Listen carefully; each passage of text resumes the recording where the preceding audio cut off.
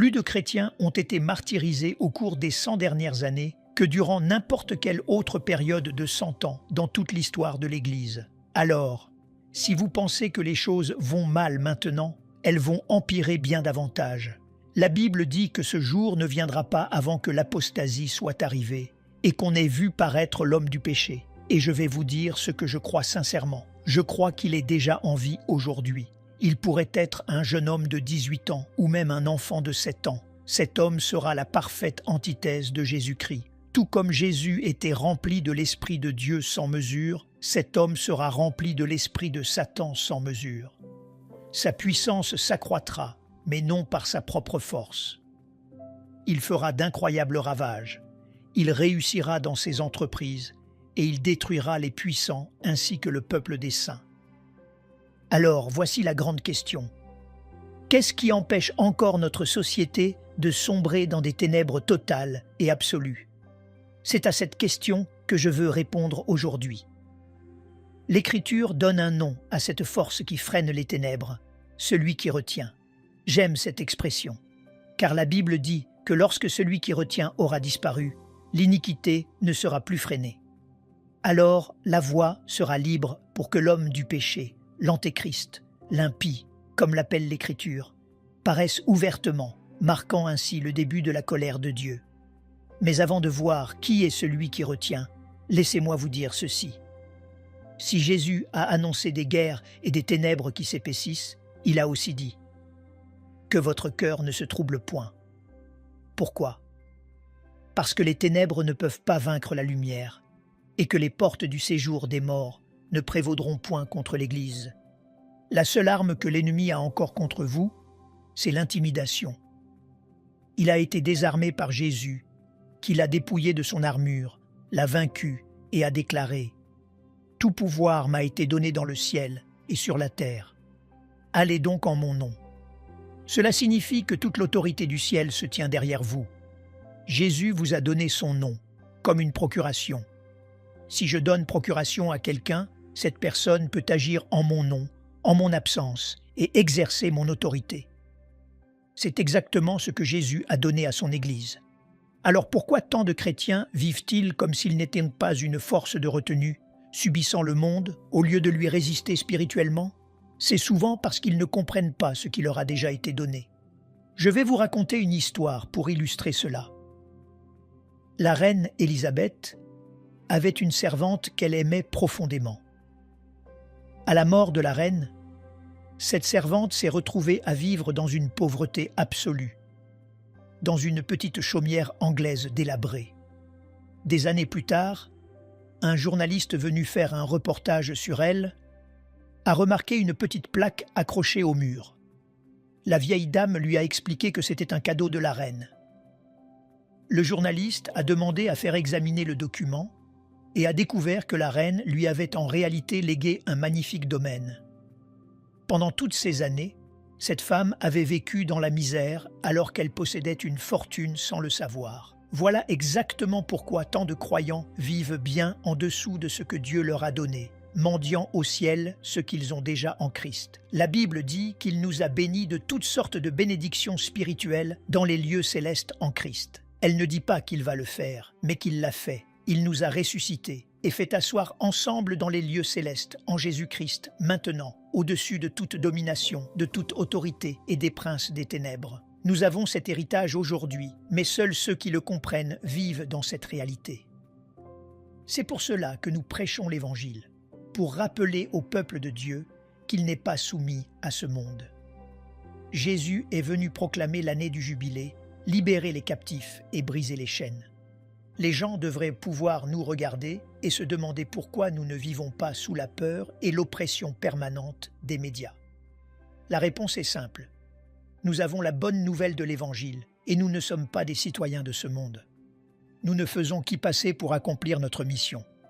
Pour moi, tout se joue dans cette compréhension de la nouvelle création. Après avoir étudié les Écritures pendant des milliers d'heures, ma conviction est que l'Église ne sera pas sur la terre durant les 7 années de tribulation. Elle sera enlevée, 1 Thessaloniciens 4 et 1 Corinthiens 15. Je ne dis pas cela pour alimenter des disputes, mais parce que Paul a dit Consolez-vous donc les uns les autres par ces paroles. Cette conviction repose sur plusieurs points. Premièrement, l'épouse n'est pas destinée à la colère. Deuxièmement, elle sera cachée dans les chambres nuptiales pendant la tribulation. Ésaïe 26. Et troisièmement, l'Église disparaît du livre de l'Apocalypse après le chapitre 3. Mentionnée 19 fois dans les 3 premiers chapitres, elle n'apparaît plus jusqu'au chapitre 22. Les saints mentionnés ensuite sont, selon moi, ceux de la tribulation, juifs et non-juifs sauvés pendant cette période. À ce propos, Paul explique que lorsque la totalité des païens sera entrée, tout Israël sera sauvé, parlant ici de la postérité naturelle d'Abraham. Dieu n'a pas oublié les Juifs, la branche naturelle, alors que nous sommes le rameau sauvage greffé par grâce. La Bible nous avertit sérieusement de ne pas nous glorifier contre eux.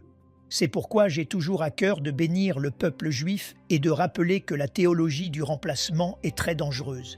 Il est d'ailleurs frappant de voir qu'après les messages de Jésus aux 7 églises, Apocalypse 4, 1 commence par « Après cela, je regardais, et voici, une porte était ouverte dans le ciel, et la première voix me parlait comme le son d'une trompette, disant « Monte ici ». Je crois qu'il s'agit d'une image de l'enlèvement, faisant écho à Thessaloniciens, où le Seigneur descend au son de la trompette pour enlever les siens sur des nuées. Attention cependant, croire à l'enlèvement ne justifie en rien une mentalité de fuite. Jésus n'a jamais dit « Cachez-vous jusqu'à ce que je revienne », mais « Occupez jusqu'à ce que je vienne ». Bien que nous prions pour échapper à la colère de Dieu, Jésus a prévenu que nous aurions des tribulations dans ce monde. Nous le voyons avec les martyrs en Iran ou au Nigeria, où l'Église explose malgré la persécution, car le sang des martyrs est une semence. Il faut distinguer ces tribulations terrestres de la tribulation finale, qui est la colère de Dieu sur un monde rebelle. En attendant, nous devons avoir une mentalité de progression du royaume. Remplis du Saint-Esprit, nous devons agir comme des abeilles ouvrières, actives et fidèles, jusqu'au retour du roi. Dans une course, on accélère à l'approche de la ligne d'arrivée. L'Église doit avancer sans peur, avec un amour puissant et déterminé qui refuse l'offense et prêche la parole pour éviter aux autres de subir la colère divine. Passons maintenant à une autre raison importante, les 24 vieillards. Dans Apocalypse 4 et 5, Jean décrit une scène unique, 24 vieillards assis autour du trône de Dieu. Qui sont-ils? Hébreux 12 décrit la Jérusalem céleste avec les anges, l'assemblée des premiers-nés, l'Église, et les esprits des justes, les saints de l'Ancien Testament. Dans l'Apocalypse, ces 2 derniers groupes semblent être représentés par les 24 vieillards. C'est une conjecture, mais elle est solide. 12 tribus d'Israël plus 12 apôtres font 24, symbolisant l'ensemble des saints des 2 alliances. Dans Apocalypse 5, ces vieillards chantent un cantique nouveau, affirmant que Jésus les a rachetés par son sang de toute tribu et de toute nation, et a fait d'eux des rois et des sacrificateurs qui régneront sur la terre.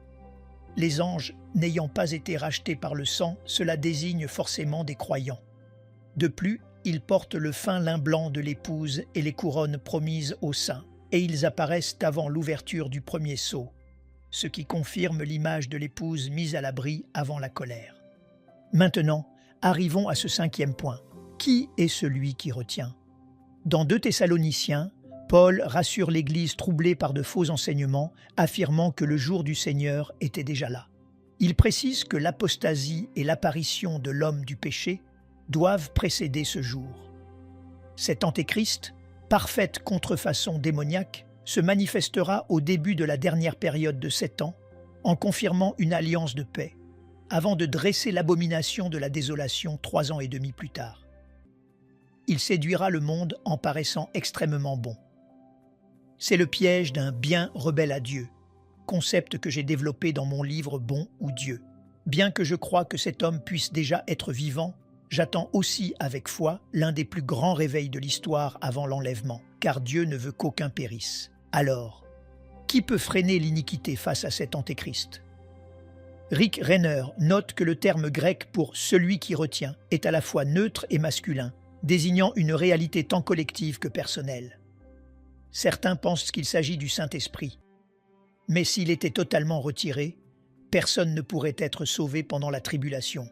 Or, une multitude le sera. Je crois donc que celui qui retient, c'est l'Église, le corps de Christ. Imaginez la société sans l'Église. Plus d'œuvres de miséricorde, de compassion institutionnalisée ou de frein moral.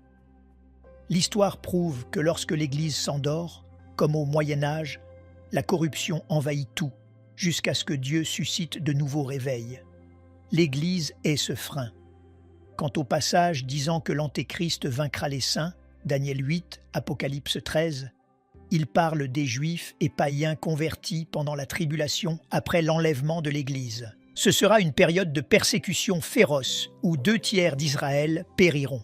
Pour conclure, j'explique tout cela en détail dans mon livre « Le roi vient », appuyé par les textes de Daniel et de l'Apocalypse. Mais au-delà de la théologie, voici ce qui brûle dans mon cœur. Je veux que vous soyez prêts quand Jésus viendra chercher son épouse.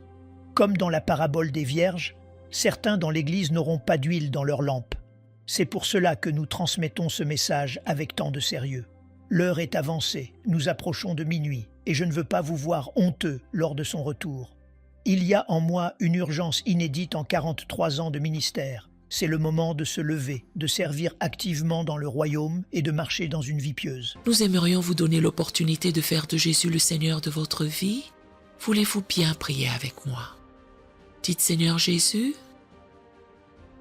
je me repens de mes péchés. Viens dans mon cœur. Je fais de toi mon Seigneur et Sauveur. Et merci Seigneur pour le baptême du Saint-Esprit en moi. Dans le nom de Jésus.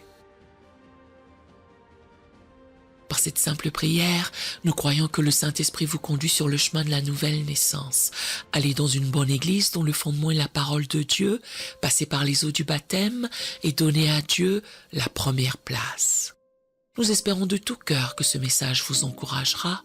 Si vous connaissez quelqu'un qui puisse être encouragé, s'il vous plaît, envoyez-le lui pour nous aider à atteindre plus de gens et à propager l'Évangile. Édifions le corps de Christ ensemble. Appuyez sur la cloche des notifications et merci infiniment de nous soutenir en vous abonnant à notre chaîne. N'hésitez pas à laisser vos requêtes de prière dans la section des commentaires. Sachez que même si vous ne voyez pas de réponse à votre requête, que ce soit sur YouTube, email, Facebook ou sur Messenger, nous avons prié pour vous. Nous invitons humblement le corps de Christ à soutenir chaque requête en écrivant une prière dans la section commentaires. Tenez-vous ferme dans la foi avec nous pendant que nous prions. Que la grâce et la paix du Seigneur Jésus-Christ soient avec vous tous et qu'il vous bénisse merveilleusement.